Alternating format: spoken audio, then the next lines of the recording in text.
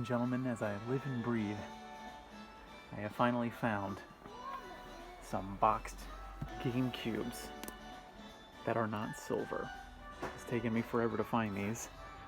And of course their condition leaves a lot to be desired, and I'm assuming that's why they're sitting here going for about $27.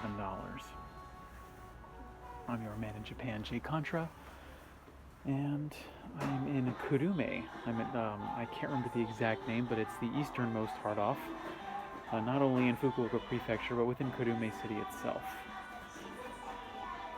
We've got some standard Wii's. We even have a load of Super Nintendos, and actually, I have finally found a place where Super Nintendos are not going for $200 in complete in-box. I mean, the condition leaves a little bit to be desired. They've kind of gone yellow. This one doesn't look so bad. This actually looks pretty good. It does have a 40 AV cable. For 40 bucks, these are actually real good deals, and especially if you could find a good-looking Super Famicom in the junk, the console itself. The controller's, weirdly enough, still pretty gray, still a nice gray, and it's been a while. It doesn't have its let's see, inner casing or the instruction manual, but man, it's fun. I haven't seen an in-box Dreamcast anywhere on the island of Kyushu. And I also found this really cool PlayStation Super Step controller, which maybe you can get a better view of it here. And they also have an amazing deal on a gold N64. I think this was a Toys R Us exclusive, even in Japan, but 40 bucks for a complete in-box N64 is actually starting to become a good price. And for a gold one, I mean, this would go easily for 100 bucks plus in Tokyo. Or you could just fly down to Kyushu and get that deal. Here we've got a lot of loose ones. What else do we have? Oh, and then we come to the games. Here we've got a new version of tennis. I think tennis, yeah. Okay, well actually, finally I found a good example. So the original Super Famicom games that came out in 1983 and I think the first half of 1984, they had this really cool, very old style cartridge label right here. But then in later 1984 and then on, when they got reprinted, they got nice full color pictures. Obviously not screenshots. Although I think in some of the games they might have screenshots. Here's some other examples. Here's baseball. We've got the original Mario Brothers. 10 bucks is actually a real good price for the original Mario Brothers. And then here we come to 1985. This is Super Mario Brothers. Remember, this is the old classic arcade game, and this is the Mario Brothers that I think a lot of us remember. Anything else that's cool? No, Dragon Ball game. Oh, that's going for 4 bucks. You know, Gradius for 10 bucks. That seems a bit pricey. I don't know why that's going for 10 bucks. There we go. We got Final Fantasy II. That's going for $8. I suppose that's a fair price. Any other standouts? No. Oh, and then here's this beautiful. This is my favorite controller that I've ever seen. This also came out for the N64. The one we're looking at here is the Sega Saturn for Densha de Go, which is a train simulator game. And it is so cool. You get to drive trains all around Japan, and you get to use, I think this is the accelerator. I actually can't even remember what the operations are, but I loved playing Densha to Go for the N64. Some other cool stuff they've got. Wow, Mario Party in the box for 16 bucks. They've got Super Mario 64. Now so the thing about this box, I don't have another one to compare it to, but this is actually the re-release of the Japanese Mario 64 that includes Rumble Pack support. They ended up re-releasing the American or sort of international version of Mario in Japan with Rumble feature for some reason. And then something that I'm actually very tempted to buy is a really, really crisp copy of Super Mario USA. You might know it as Mario 2. but this is in really good condition and looks so cool that I might just buy it. You don't often see this. You don't see tons of boxes. At least you don't see them in Tokyo. You see them out here in the Inaka. Oh, and we got a bunch of copies of Ocarina of Time going for, I guess, the usual $5. There we got Smash Brothers going for 13. Ogre Battle. I mean, how much is this in America? Like 60 bucks plus loose. Here it's $3, less than that, given the exchange rate. Here's an amazing game. We've got Custom Robo V2, sequel to Custom Robo. It's going for 13 bucks. That seems a bit expensive, but it's a really good game. And actually, you know, for 13 bucks, it's something you can play even really without knowing Japanese, although it certainly does help. What else we got going? Hold on, what's this game? What advanced game here? Oh, here's a Tactics Ogre game, Tactics Ogre Gaiden, Knight of Lodis. That's going for $8. Anything? I'm just trying to look around, seeing if we can find any other cool deals. So be careful. Here we've got the battery's not working on this copy of Gold, so that's why it's going for $3. Pokemon Red, no battery. It just can't seem. I think the problem is it's hard off. It wants things out as fast as possible, so that's why they often don't do battery repairs or any of that stuff. They just throw it in the junk and put a discount on it. Let's turn around. Yes, let's look at some Super Famicom boxes, because they do have a nice selection here. We've got Final Fantasy V going for, I want to say, $8. That's pretty good. Final Fantasy V seems to have a bit of a renaissance. Here's Sim. Was this Sim Junior? Is this Sim Town? I can't remember. I remember playing on my first ever computer. I had a basic version of Sim City. I think it was called Sim Town. I don't know if that's what this is or if this is something completely different, but here we got Sim Junior going for a whole $5.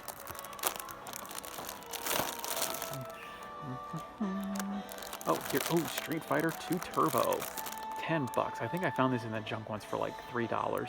So $10, you know, if you love Street Fighter and you don't have time to look around, $10 isn't going to be so bad, I think. So here's some Andre Agassi Tennis. Here we've got, here's Fire. This is a really, wow, this is a crisp, I'd say, you know, A grade. Well, no, okay, Mandara could probably call it a B grade. Genealogy of the Holy War, Fire Emblem going for $13. We got Donkey Kong Country 3 going for $13. Seems fair. I'd say, yeah, this is in good condition, I would say. We got Link to the Past at $35. That seems rather expensive for a copy of Link to the Past. I'd pay about $20 for this. Although what is a good price is Live Alive, which was a late Super Famicom RPG released by Square that, because they were transitioning over to the PlayStation, they ended up not localizing because it just would have been too expensive. So it's going for $50 plus, because it is it's definitely uncommon. It's not something you see. And then of course we have Earthbound going for $26. I remember when I picked this bad boy up for $8, although it wasn't in really good condition back then. Oh wow, you can just randomly picking up Super Mario World, $13. Here's Super Mario Collection going for $13 as well. Star Ocean is $10. Man, all the Super Famicom games really have jumped up in price. Here's another one here's Super Mario Kart going for $10. Still, man, that's probably one of my biggest retro collecting regrets is not getting into the Super Famicom sooner, because I just would have saved so much money if I was looking for this stuff 5 years ago than I am today. Like, look at this. Here's just a Hello Kitty game. It's going for $20. Like, really? Why is this $20? I don't know. Maybe it's good. I can't say. I'm not super familiar with Super Famicom, so I could be full of it. But what I'm trying to look out for is GameCube games. That's my recent passion. So wow, Pikmin going for $8 is really good. We've got Melee going for $20. Doshin the Giant going for $20. Then Metroid Prime, which is kind of hard to find in Japan, $20. But then there's, let's see, the case is really messed up. The manual is messed up. Oh, and then we've got Mario Kart Double Dash going for $20. And there's all these Sega Saturn games that I would love to figure out what they even are. Like this has got some really cool cover. It is the best edition though, so it's not exactly the one I would want to buy, but it's going for $30. And you tend to find a lot of Sega Saturn games tend to be really cheap because they're these old RPGs that I guess no one wants to play anymore. Like that was $3 or something. Yeah, $3. I guess it's a TV aquarium. Metal Lancer Reinforce going for $8. Oh, is that one? It's kind of an RPG looking game. There's a what was it? Neon Genesis Evangelion.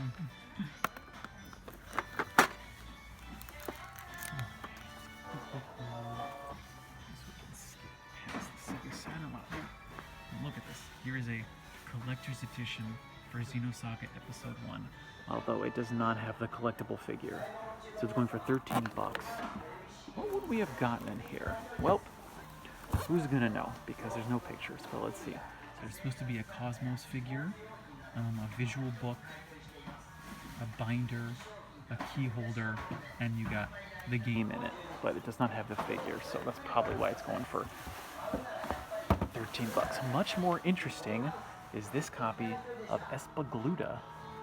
That's a shooter going for $48. I might have to look into this and see how much you'd get for it on how much Super Potato would sell this. But PS2 shooters definitely have risen in price recently. Like I've seen some rare ones by Taito are starting to go for $200 now, just because shooters, people who love shooters, and I count myself as one of them, are crazy people, and I guess we just don't like money, because here is Salamander, a collection for the PS1. Remember, this is not like the original Salamander. This is just a port. It's going for $58. Like it's getting to $60. Anything else? Here's some Dreamcast stuff. NFL 2K. Yeah, I guess no surprise that it's $3. Who's gonna play a football game here in Japan? So not too many Dreamcast games. I think, yep. And then I always like to pull Dragon Quest. And there it goes. $3 for Dragon Quest. Oh, and they even have Tom and Jerry game for $10. $10, you say? Oh, and then here's the PlayStation, the best version of Suikoden, going for $3 whole. Now, why don't we move to the junk section? Because I find the junk section to be the coolest of all the sections. Wow, they have a whole box. Oh, I thought there would be more. If you're gonna have a whole box dedicated just to junk, I thought maybe you would have a little bit more. It's nice and organized. Here's here's just a box of broken and beat up Game Boys. Turbophile Twin. I think it's so weird. I'm guessing this is a memory backup, but how does this even work? That is strange. Did not anticipate that. Here's some weird USB controllers. What else have we got? Other more weird controllers from Famiclones.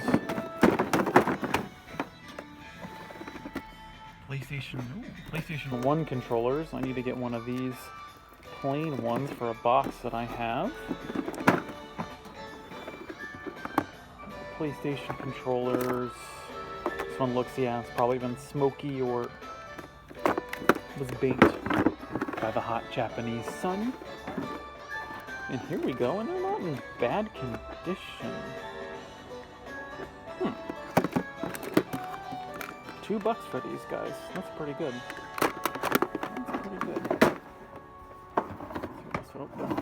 We already looked at that. See here? Oh wow, here's a multi-tap. Looks to be fine. I'm pretty sure this works. It's going for $3. Maybe you can hear me over the hard-off music. It's the same everywhere in this freaking country. What is this? Hold on. Is this a hard? What is this? Is this a hard drive? Oh no, it's the PlayStation 2 multi-tap. It's complete. It's new. $3. I might pick this up just for fun. $3. I think I could, I think I could find a use for it. See, then, oh man. I just wish that there were this many Nintendo cables, but Sony, you're freaking crowding out the cable space. Let's take a quick look at the consoles here. We've got PlayStation 3s. Oftentimes they take out the hard disk and sell it for more. So none of those actually have their hard disk in them, because when you're selling it as junk, it probably doesn't work, but the hard drive does. So you sell the hard drive itself and you make a little bit more money. There's a bunch of junk slims. I think they're going for about $20 a pop. I'd wager that these work. Yeah, but they're just roughed up. They're not really seen as saleable. And then we've got the standard Famicoms that they just can't test. These say that they wouldn't. See, like this couldn't play games. This didn't put out video. This couldn't play games, so who knows what's up with them. Maybe the TV they were connecting it to didn't work through its coaxial connection, because of the newer TVs really have a hard time with those games. Oh, and then here's the junk game section, which often can have, adult, inappropriate for YouTube anime trash, and then it's also got Blood Rain and Blood Rain 2. Anymore, as you can see here. I'm just going to check it. Okay, nope, we're safe with the covers, but you can be rest assured that these are going to be very inappropriate, so we won't take a too close of a look at those. And then the PlayStation 1 junk. Do we have anything here? Would this be any treasures for anybody? I don't think. Well, there's Final Fantasy VIII. Hold on. Okay, let's see, how much is Final Fantasy VIII going for? Well, this would be, I'd expect to see a copy of this condition at a GameStop. And this is going for $2. Anything else? I don't see anything else. Nope. Okay, well, I think we've kind of exhausted everything that this hard-off has. Not to say that it doesn't have anything. It's got some pretty cool stuff. Well, not necessarily these Xbox 360 power bricks, but still, like, it's got an original Game Boy battery. I used to have one of these back in the day. It's actually got a bunch of them. Fairly different, no, it's beat up. The portables you find here are going to be beat up. Oh, and then, what's it on this? What's it on the Video Ace? I've never seen the Video Ace before, but it looks pretty cool, and it looks like something that you see a lot of these really old. Well, these are very uncommon, because pretty much anything that's super, super old, it hasn't really survived into the modern day, or at least you can't find them at hard-offs, but you do every once in a while. But this would be something like, I think Nintendo made something that kind of looked like this, that had a bunch of different games on it. You can kind of control it using those knobs right there. So ended on here. It's not something that I'm super interested in, but it's cool to find nonetheless. So I've been Jay Contra. This has been one of the Kurume hard-off locations.